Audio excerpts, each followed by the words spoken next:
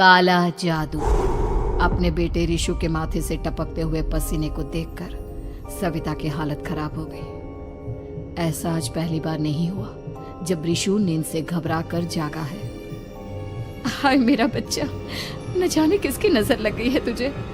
जब से मेरे बच्चे ने 10वीं के एग्जाम में स्कूल टॉप किया है तब से रोज बुरे बुरे सपने आने लगे हैं।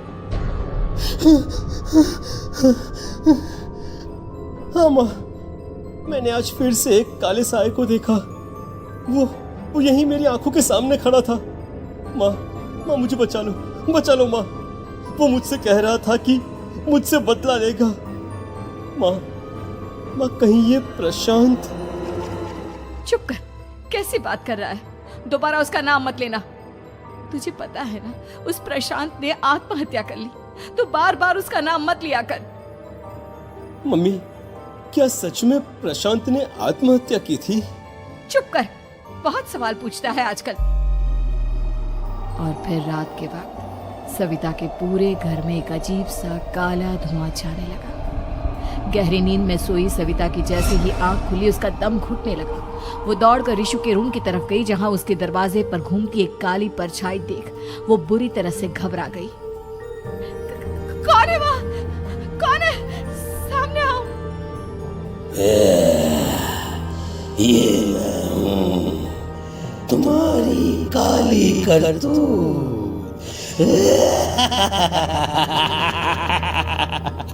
और अब मैं तुम्हारे बेटे को ले जाने आया हूँ।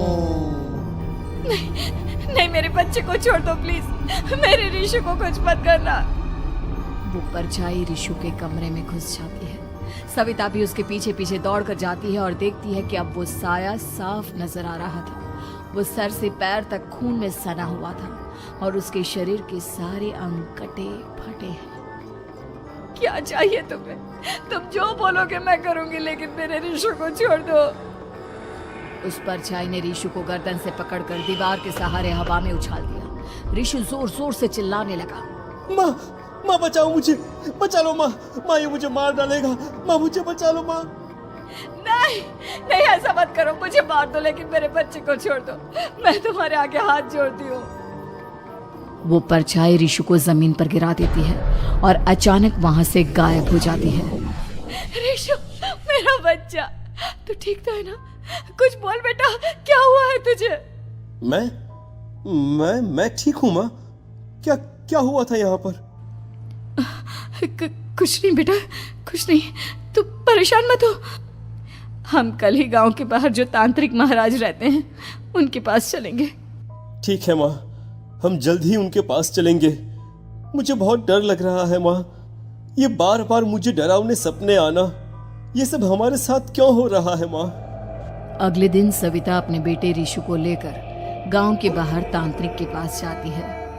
जिस जगह पर तांत्रिक रहा करता था वो जगह बहुत डरावनी थी। चारों तरफ कंकाल और खूब भूतियां नजर आ रही थी। गांव से दूर वीराने में उस जगह पर जोर से आंधी चल रही थी। ऋषु ने डर कर अपनी माँ का हाथ पकड़ लिया। माँ मुझे बहुत डर लग रहा है।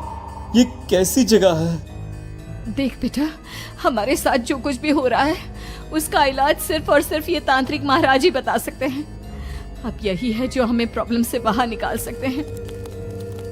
जैसे ही सविता और ऋषु तांत्रिक की झोपड़ी के अंदर पहुंचे, वहां का नजारा देखकर उनकी आंखें फटी की फटी रह गई। तांत्रिक की झोपड़ी के अंदर कई सारे लोग अपनी गर्दन घुमा घुमा कर जोर जोर से चीख रहे थे। कौन हो तुम और यहाँ क्यों आई हो?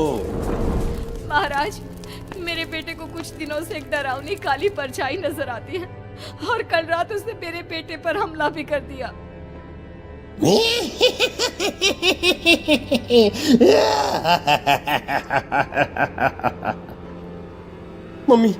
मम्मी हमें यहाँ से चलना चाहिए। ये जगह मुझे ठीक नहीं लगती। नहीं बेटा, ऐसा नहीं कहते। रुक जाओ, 2 मिनट के लिए रुक जाओ। क्या कहा? काली परछाई? तुम्हारे बेटे पर किसी काली परछाई ने हमला किया? हाँ महाराज, वो कह रही थी कि वो मेरे बेटे को कुछ कर देगी। कोई उपाय बताइए महाराज, मेरे बेटे के साथ कुछ गलत नहीं होना चाहिए। तुमने किसी दूसरे के साथ गलत किया है। तो तुम्हारे साथ भी गलत होकर ही रहेगा। तुमने किसी की जान ली है, किसी को मार डाला है तुमने। नहीं महाराज, मैंने ऐसा कुछ नहीं किया। मैंने किसी की जान नहीं ली। मुझे कोई उपाय बताइए। लगता है तुम इतनी आसानी से नहीं मानोगी। मैं तुम्हें अभी उस काली परछाई से मिलवा देता हूँ और वही सारा सच तुम्हारे सामने लेकर आएगा। सविता और ऋषु ने डर के मारे अपनी आंखें बंद कर ली। तभी अचानक तांत्रिक की झोपड़ी में अजीबोगरीब आवाजें गूंजने लगी। सविता और ऋषु बुरी तरह से कांप रहे थे। आंखें खोलो और अपने सामने देखो। क्या यही है वो जिससे तुम कल रात को मिली थी? बताओ मुझे। हाँ, इसने कल रात मेरे बेटे के ऊपर हमला किया था। ये उसी लड़के की भटकती हुई आत्मा है जिसे कुछ दिन पहले तुमने मार डाला था।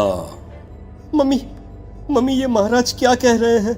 क्या सच में आपने किसी की जान ली है, किसी को मार डाला है? अगर हाँ तो बताइए ना मम्मी, किसको मारा है आपने? किसको? तुम्हारी माँ इतनी आसानी से सच नहीं बताएगी बेटा। इसने एक बच्चे की जान ली है। कहीं उसका नाम प्रशांत तो नहीं महाराज? वो मेरा दोस्त है, मेरा मतलब मेरा पड़ोसी है। सही पहचाना। देखा सविता, तुम्हारा खुद का बेटा भी जानता है कि तुमने किसी के प्राणों की बलि चढ़ा दी और इसीलिए अब उसकी बुरी आत्मा तुम्हारे घर में भटकती है। मुझे माफ कर दीजिए महाराज, मुझसे बहुत बड़ी गलती हो गई। प्रशांत हमारे पड़ोसी का बेटा था।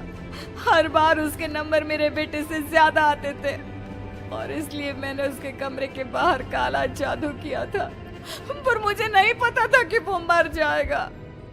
तुम्हारे उसी काले जादू वाली गुड़िया के अंदर एक बुरी आत्मा थी जिसने उस बच्चे के दिमाग पर बुरा असर कर दिया और उसी की वजह से उस लड़के ने अपनी बालकनी से कूदकर आत्महत्या कर ली। इसकी वजह सिर्फ और सिर्फ तुम हो, तुम। नहीं महाराज, जो कुछ भी हुआ मुझे नहीं पता था कि प्रशांत अपनी जान दे देगा। प्रशांत की आत्मा इस वक्त तुम्हारे सामने खड़ी है, हमसे बात करना चाहती है। बोलो क्या कहना चाहते हो? मैं जीना चाहता था, बड़ा होकर कुछ बनना चाहता था। आपके बेटे से मुझे कोई परेशानी नहीं थी। अरे वो तो मेरा अच्छा दोस्त था। मुझे माफ कर दो बेटा, मुझसे बहुत बड़ी गलती हो गई, मुझे माफ कर दो। माफ करने से मुझे वापस जिंदगी नहीं मिल जाएगी। मेरे माँ बाप आज भी मेरे लिए रोते हैं। आपने मेरे साथ बहुत गलत किया है, बहुत गलत। और तभी अचानक प्रशांत की आत्मा वहां से गायब हो जाती है। सविता जोर जोर से रोने लगती है। सुन लिया तुमने?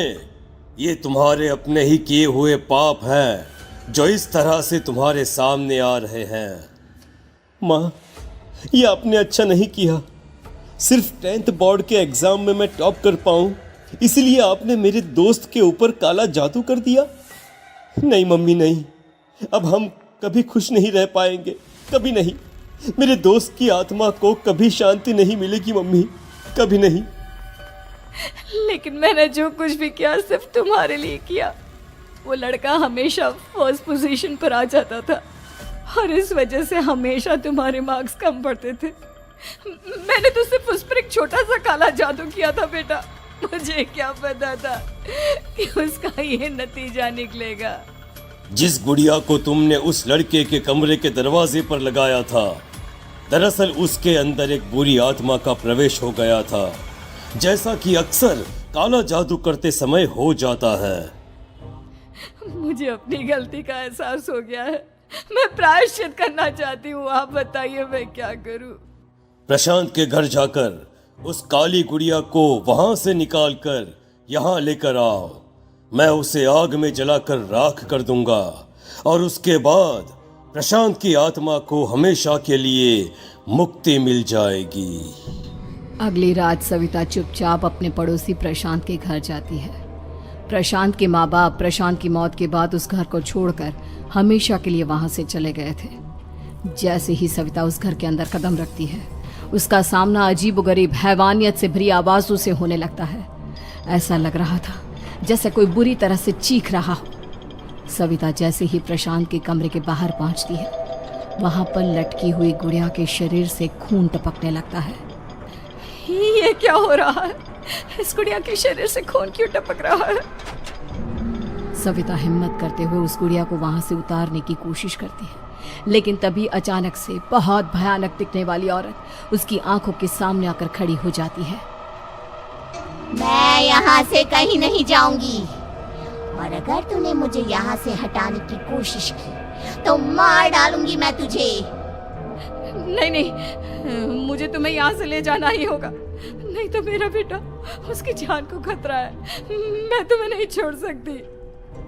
अगर तुम्हारे अंदर हिम्मत है तो मुझे इस घर से बाहर ले जाकर दिखाओ। और ऐसा कहकर वो औरत सविता के ऊपर हमला कर देती है और उसे हवा में उछाल उछाल कर जमीन पर पटकती है। लेकिन तभी अचानक मौका देखकर सविता अपने हाथ में ली हुई सुई उसके हाथ में चुभो देती है। हाथ में सुई लगते ही वो औरत जमीन पर तड़पने लगती है। ये क्या किया तूने? ये क्या कर दिया? तुझे ऐसा नहीं करना चाहिए था। तांत्रिक ने मुझे कहा था कि तुझसे जीतने का सिर्फ यही एक तरीका है जिससे मैं अपने पापों का प्रायश्चित कर सकती हूँ और अपने बेटे की जान बचा सकती हूँ। और उसके बाद वो डरावनी दिखने वाली औरत एक छोटी सी जादुई गुड़िया में तब्दील हो गई और सविता ने उसे ले जाकर तांत्रिक को दे दिया। तांत्रिक ने जादुई गुड़िया को आग के हवाले कर दिया।